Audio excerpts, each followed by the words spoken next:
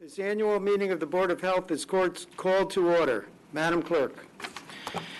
In accordance with the Open Public Meeting Act of the State of New Jersey, adequate notice of this annual meeting of the Franklin Township Board of Health was made by the posting on the bulletin board in the municipal building, posted on the Township's website, and electronically transmitted to the officially designated newspapers, indicating that this annual meeting would take place in Council Chambers Municipal Building at 6 p.m. on Tuesday, June 28, 2022.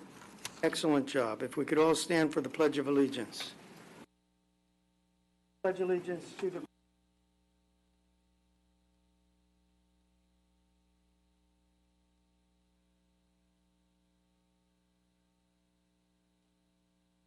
Madam Clerk, roll call, please.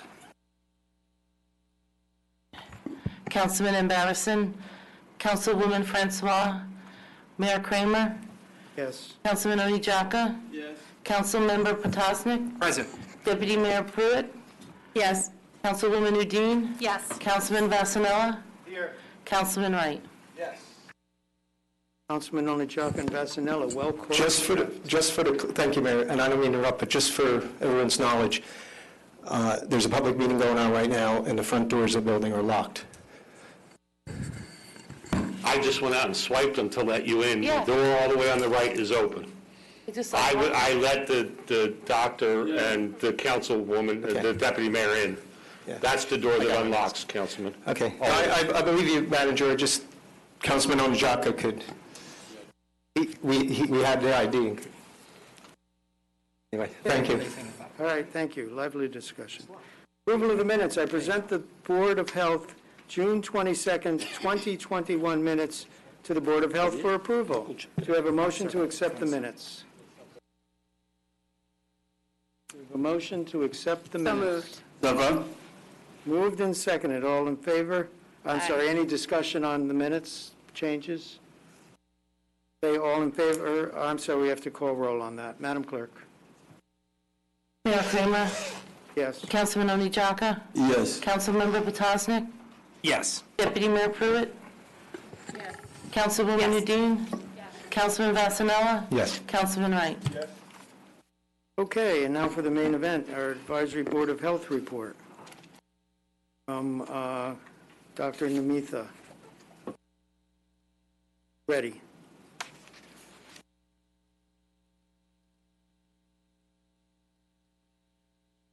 Good morning, everyone. So I do have a PowerPoint presentation if you want to use that, or I could just... Use my card.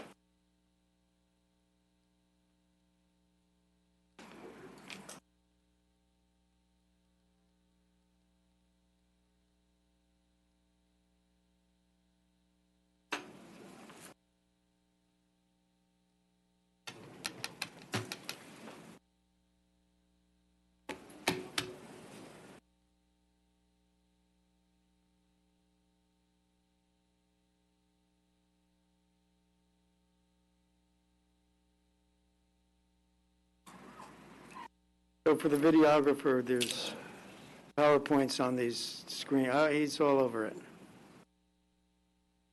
We have new monitors used for the first time today, so pretty good.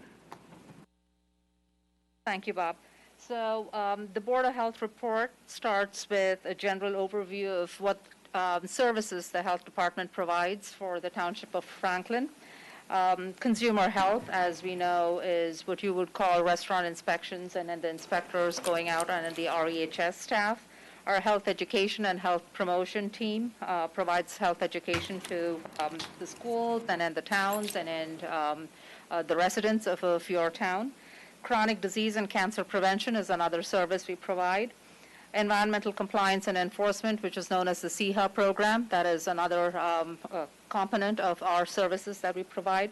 Communicable disease prevention and control, emergency response and planning, and childhood lead poisoning and prevention programs. So these are all the services that we provide for the residents of the Franklin Township. The first overview would be consumer health. Dr. Reddy, if you could talk more directly into the microphone. Is that better?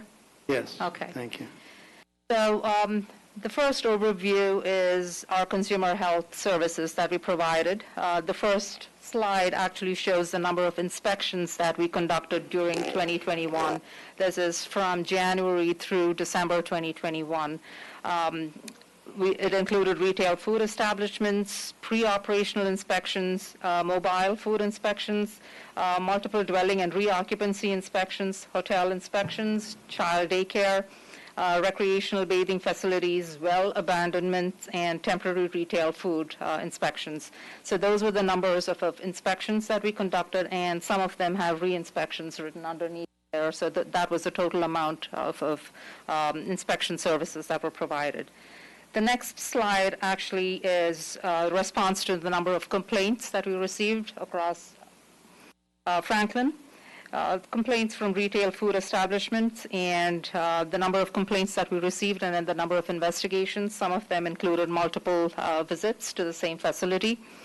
And garbage debris complaints, vermin and insect nuisance complaints, property maintenance complaints, housing and multiple dwelling complaints, and miscellaneous, whether it's nuisance complaints or odor complaints that were received. So those are the numbers of complaints that we received and then responded to. Our health education and promotion program, the goal is to provide health education outreach to residents of Franklin Township, understanding the gaps in services and needs of the community, and to promote a healthier community within Franklin Township.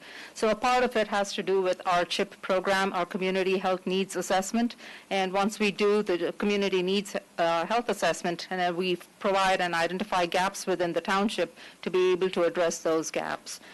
And that is a part of what the health education team does.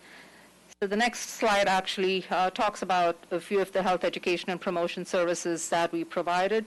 While predominantly our response was towards COVID-19, including the educational flyers, including information being provided about clinics, including outreach to the residents about hesitancy, vaccine hesitancy, and then trying to address those issues. Daily updates on the websites and then phone calls and then addressing concerns that were raised towards the health department. So those were some of the things, predominantly COVID, that the health department provided. In addition to that, we also provided online food handling course for food service handlers. That is a much needed course that at this point, depending on the turnover of the restaurants and in the new staff that are coming in. So we are providing that online and continue to address a need based on in-house training. And then at some point, we hope to have in-person training for the food handlers. We also provided the Hurricane Ida resources during Hurricane Ida, and this included creation of educational materials and how to avoid floodwaters and then the dangers of floodwaters as it relates to public health and then the diseases that it can carry, and how to stay safe in those situations. So among others, those were the predominantly most needed health education information that was provided during Ida. Again, we continue with seasonal flu prevention. So in addition to COVID vaccinations, we did provide flu vaccinations at our clinics during October, November, December, including the early part of this year as well. And Fight the Bite, the tick and mosquito bite resources was another campaign that we provided to the residents of Franklin Township.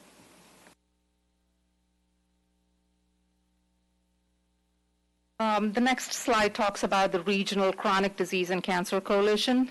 This is another service that we provide for the residents where we provide the goal of this program is to actually decrease the burden and increase awareness of resources that are available to control chronic diseases and to address cancer issues and the burden in Franklin Township.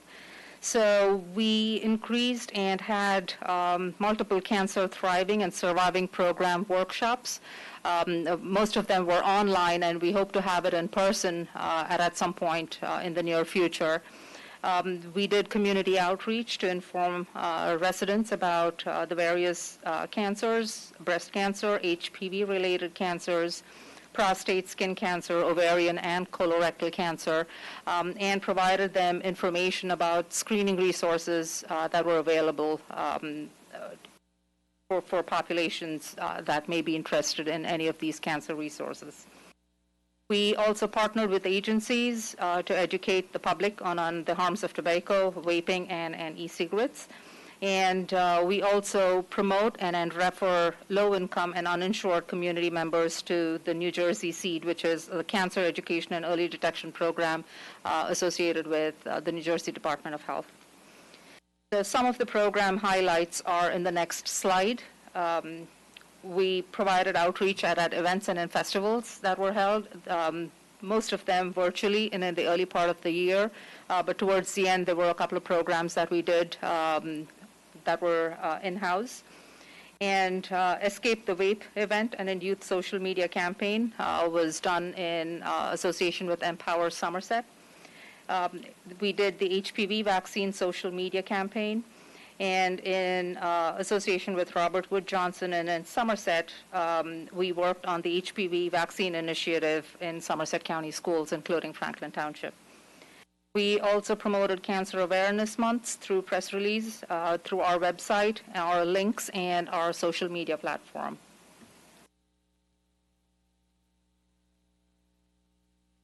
The next slide talks about the environmental compliance, which is our CEHA program. In 2021, the following inspections and investigations were performed in Franklin Township. I think the next slide would actually give you a better mapping picture of where these were conducted. So a total of 211 environmental inspections were conducted, of which solid waste-related inspections were 46. Safe drinking water-related inspections were 2.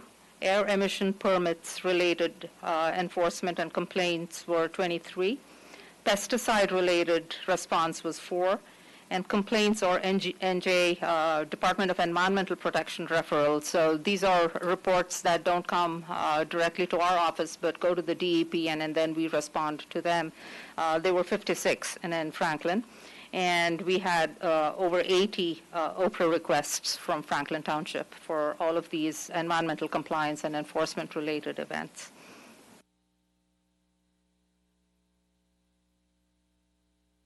The next slide talks about communicable disease prevention and control, and predominantly, and we are still working on COVID-related cases and contact tracing. In addition to communicable disease prevention and control of COVID, the other related events, a small piece of it, if you can go to the next slide, those were some of the highlights. Well, most of it related to COVID investigations, case reports, contact tracing, providing them appropriate guidance, quarantine and isolation guidance, and vaccinating the people if they were not vaccinated. We also did reach out and investigate cases that were non-COVID related, and while there were few and far between, over 8,000 cases of COVID-related illness was investigated in Franklin Township.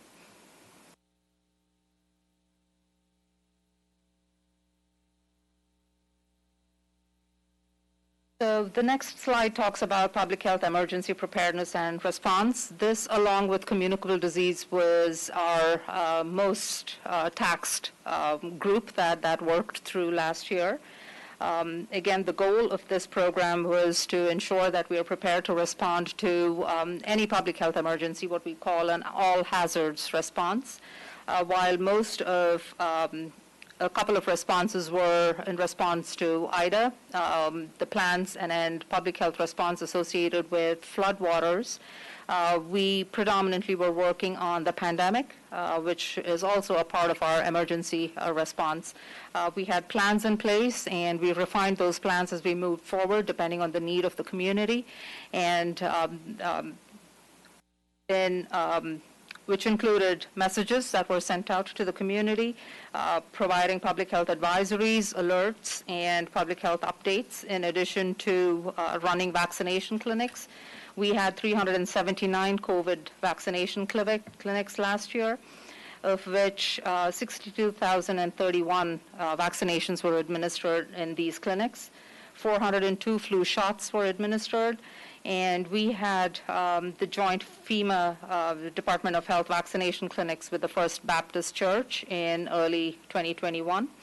We did the Rutgers Plaza drive-through COVID-19 vaccination clinics in April and May 2021. And we continued with school COVID vaccination clinics in June 2021. At this point, Somerset County, in July, we were the highest number of percent of vaccinations in the entire state, and we continue to be one of the highest counties vaccinated number of people in the county. Somerset County happens to be one of the top counties with the percent of people that are vaccinated even today across the state of New Jersey.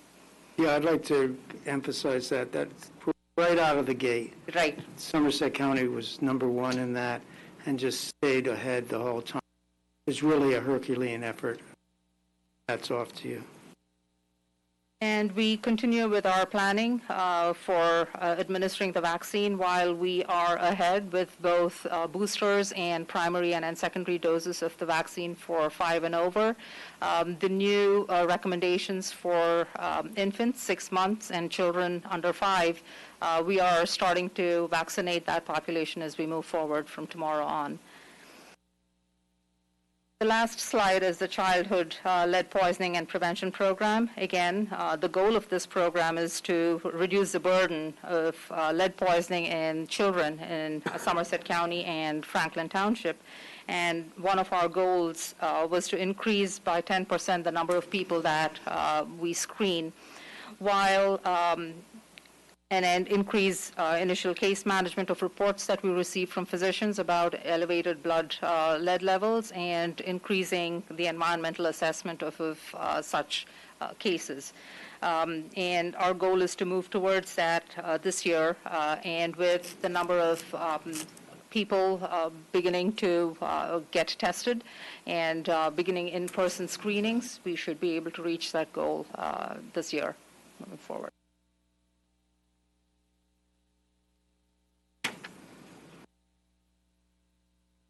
So a little bit about the childhood lead poisoning and prevention program, how many screenings we did in Franklin Township, the number of lead environmental inspections that we conducted, and the number of abatement projects, environmental abatement projects that we oversaw last year.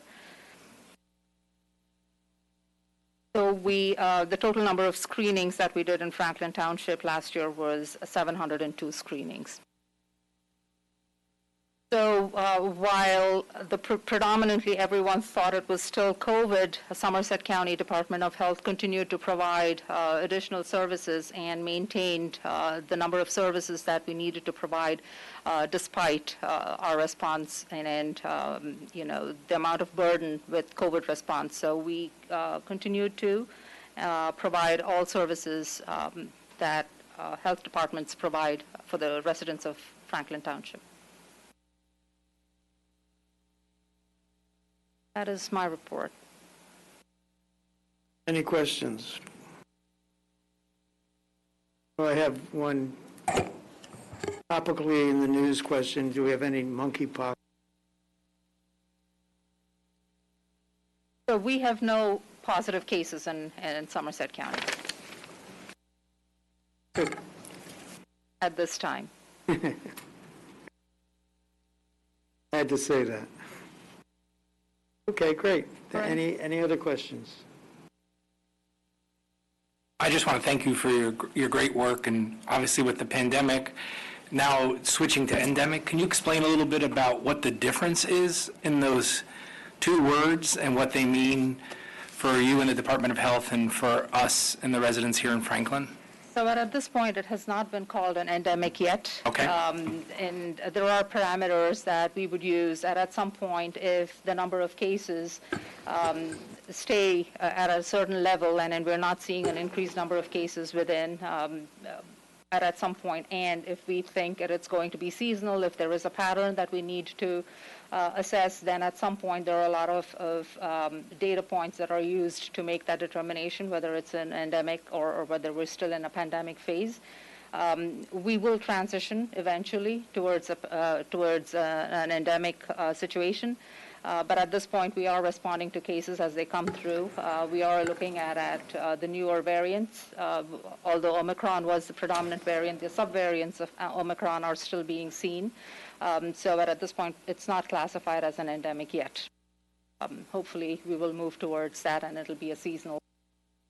We could just provide vaccinations once a year, depending on the strain that has been circulating. Question, any other? Councilman Vasanella. Mayor, thank you. So, yes, I want to applaud the county's efforts and work during COVID. I also want to applaud what I saw is a lot of prevention, cancer and other diseases, which I think is wonderful, the outreach. My question, and I'm curious, any feedback you can give would be helpful, is having to do more with, you don't need to go back there, but in the beginning you were it showed something about inspections relevant to property maintenance, Right. or what falls under a big umbrella of property maintenance. So I understand, pandemic and then staffing is always obviously something you have to reckon with. But I'm wondering if you either do or if you think it's feasible to do if you don't do it now. And that's have some kind of communications where you're aware of rental properties, maybe properties being under construction. I can speak for myself, and maybe other council people have some input. It's not a huge problem, but it's a problem, homes that have property maintenance violations that fall under health. And I'm wondering if there's a way to be proactive to where maybe our departments can give you lists, not to go target people in any means, but areas and homes. Sometimes you have homes, construction sites that never get started, or they're started and then they're paused. I'm talking mainly residential, but of course commercial also. And it leaves violations, whether it's inadequate fencing. I mean, I don't want to go down the list, but you can imagine what I'm talking about. So is there a way we can get more proactive by getting information about homes, lots, areas, abandoned areas, that we have some kind of working inventory? We have some of that knowledge in our departments, and that we can get more, again, not to target anybody, but to deal with things that seem to kind of fall under the radar. And I know citizens can call in any time, and we respond, the manager responds, we all respond wonderfully, but a way to be more proactive so citizens don't have to be kind of our pseudo first-line inspectors, so to speak. And if you can come up with a way, is there a way to put online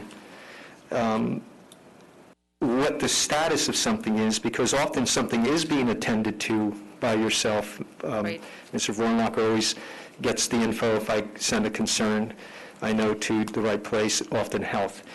That it can be checked up on without myself or a staff member needing to go and find out the status of where it's at. Is it being inspected? Is there an NOV? Is it in court, et cetera, and the outcome?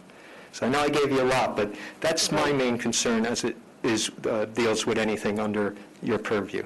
Thank you. I think there is a way in which we could recognize some way of providing that information without putting it online, because it's a really fine line between putting out our personal information about investigations that are happening. But I'm sure we could come up with a way in which we could provide specific reports or addresses.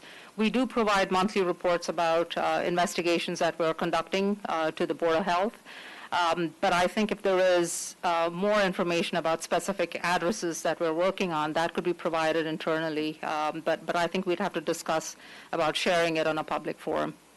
Sure, and we can carry conversation on another time. Yeah. Mr. Vornock might have some ideas. Right. But as far as being more proactive, using our information we have here already. Right. And I think we could specify what would entail a complaint, and then maybe if you could put that on there and then see if there are residential areas or properties that fit into those criteria, if that information is sent or if we can gather that information, then I think that would be a proactive way in which we could go forward and investigate those complaints before they are actually made. Councilman, I would ask for some clarification. Staff meets with the health department daily. No, I mean, like, say you have properties that have building a home on, or building anything, or a property that is just vacant land that is known to have litter or the grass grow higher than it should. Any kind of inventory, I mean, or rental properties, not all of them, but some of them seem to be, I'm going to say, perhaps chronic offenders, that there could be a little more proactive. No, I understand that part. Yours was a two-pronged thing that you said, and that is a matter of staffing, and that's a matter for Dr. Reddy to address and her superiors to address as far as the availability of staffing. What I'm talking about is the second part of it is that communication. Obviously, I'm in the building every day, and you're, the elected officials who are setting policy. What I'm saying to you is that the health department staff is here every day. There are regular Tuesday meetings that are attended by all departments that are involved in that type of work. As far as proactive work can only be done if there's availability of time and the necessary staff to do it. Otherwise, you're reactive, which, in all fairness, most of our enforcement, when it comes to that type of activity, whether it be zoning or construction, even fire prevention to some degree, is reactive, as is the health department. That's what property maintenance is. There would need to be a significant increase in staff across the board to be able to do what I think is what you're trying to address here, which is you know that these properties have had violations in the past, and you need to go out and look at them on a regular basis to ensure that they're in compliance. That's just a matter of staffing. And the communication is already So you're saying the information is currently available? Yeah, the information is already flowing between the different departments. It's just a matter of staffing to be able to kind of take it to that level that you're talking about. Is that, and I think I'm understanding. Thank you, and that clarifies it. Yeah. I don't know what the protocols are under the Faulkner Act, but if I'm allowed to have a conversation so we don't have to have it here, maybe I can speak to the doctor about just some of the... She's your contract. She's not my employee, Okay, so, Councilman. So it could review, so you advise there's limits on staffing, I'll but give Dr. Reddy a call anytime you choose. so it can relay to you what some of the concerns, some of the areas, some of the situations that people are just hoping to get a little more proactive follow-up, understanding you have staffing limitations, and then what you can do, you can do. I got you. We can certainly break it down by things that, are priority and we can do with the staffing that we Okay. have, and then things that are pie in the sky that we'd like to get to, and I'm Gotcha. sure we can break it down. And the manager, I think, understands what we're dealing with, at least in the area that I represent. So, Okay. thank you. Everything Thank you. you guys are doing seems to be great. That's the one area I was hoping maybe we can look at some new opportunities, and I'll communicate with you outside of the meeting. Thank you so much. Any other council member have a question? Yes. Benoni Jeffrey. Thank you very much for your work. I noticed that in our community, a lot of them don't have insurance, which makes their life a little bit difficult for them. Do we have anything in place, anything that can assist them, at least to get their preventive or screening? We have some things in our place.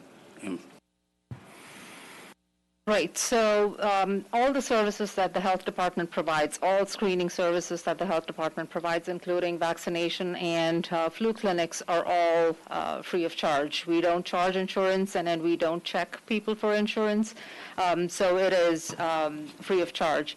Our nurses will be going out into the community to do screenings, whether it's blood pressure screenings or whether it's information on chronic diseases or diabetes, how to prevent obesity, any of those. And all of those programs are free for people as well. We do not check for insurance, nor do we deny people without insurance. So the screening portion and all public health prevention efforts that the health department does are free for everyone. Good, but how do we get them informed? Because a lot of them don't know about it.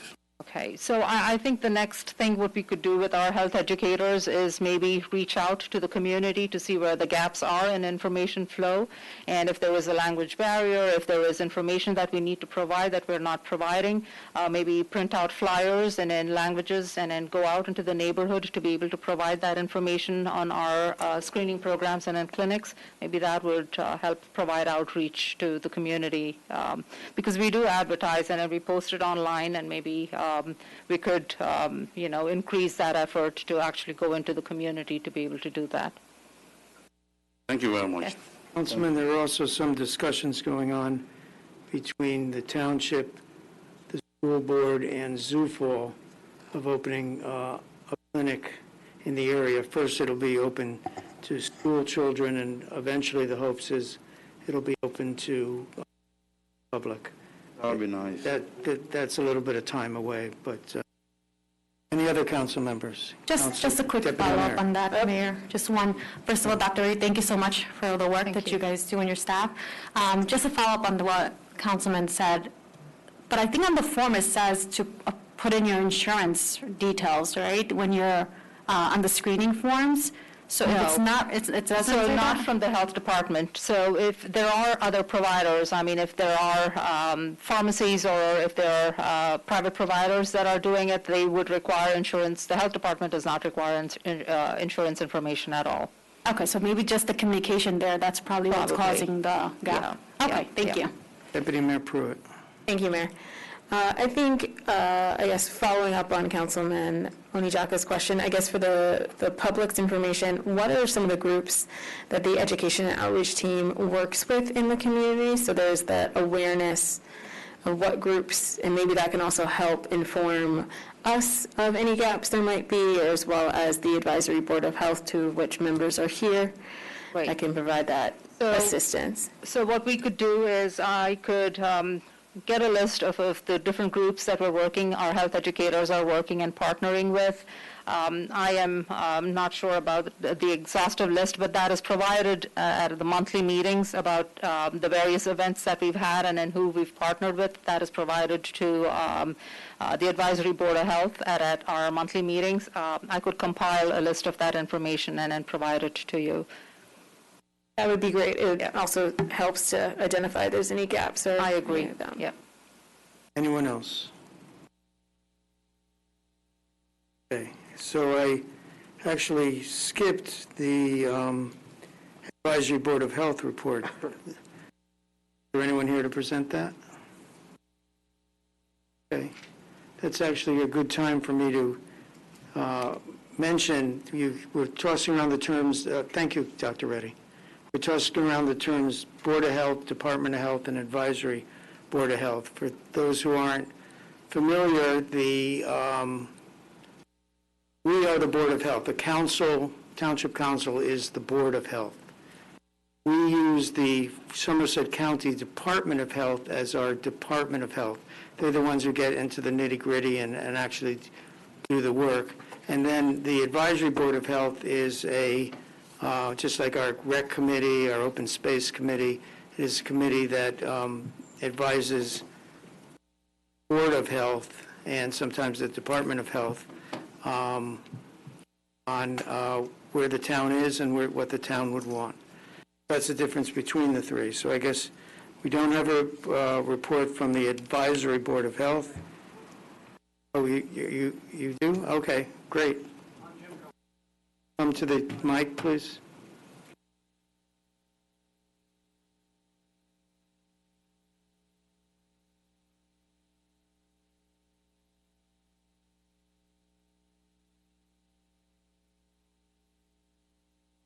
I'm Jim Krawoski. I'm the chair of the Advisory Board of Health. Here as a traditional courtesy to be representing the Advisory Board at your annual meeting. We don't have a report per se. say that we are getting more actively involved, and we're structured in what we're doing in our activities, and hope to be getting to you some more organized reports of what we are finding coming to us from various parts of the community. So nothing specific at this time, but it's been a long 2 years, and we are all anxious to be back into our live meetings so that we can communicate more effectively, and hopefully through our liaison we'll be able to give you some more input. I've also been given an opportunity recently to be involved in a steering committee for some other conglomeration of data, and I think that we are looking forward to being a part of that. I've spoken to the chair of that committee. We're looking forward to being a participant in that as well. So I think there's a lot of work to be done, and we look forward to being a part of it. And that's all I have for this evening. Thank you, Jim. Okay, so is there any, does anyone have other business related to the Department of Health or the Board of Health?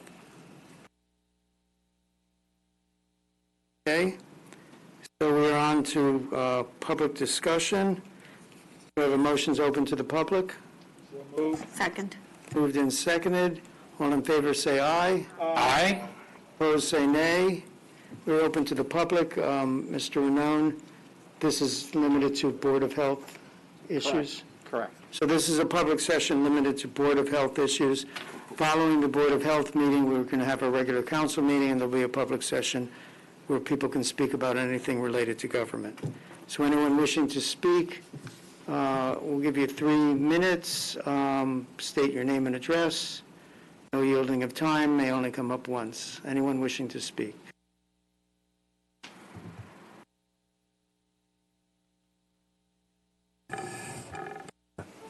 Seeing no one come forward, I move that we close the public session. Second. Moved and seconded. All in favor of closing public session, say aye. Aye. Opposed, say nay. Motion is carried. Do we have a motion to adjourn the Board of Health meeting? So moved. Second. Moved and seconded. All in favor, say aye. Aye. Opposed, say nay. We are adjourned. Most appropriately for this meeting, be well, Franklin.